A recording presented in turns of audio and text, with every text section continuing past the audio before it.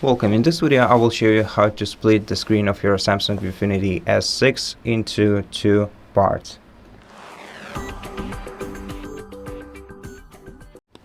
So to do that, we're gonna need to use the picture-in-picture mode, but this will only work if you have two separate devices connected to your monitor at once.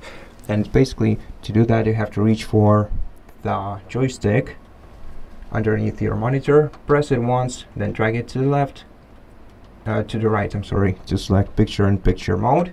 And here you have to enable the first option by pressing it once again and selecting on.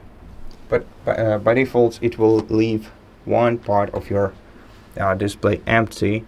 So for this feature to work properly, you have to connect two different devices. So for example, you can connect smartphone and your laptop to this monitor, or you can connect your Windows laptop and your MacBook and have them on different sides.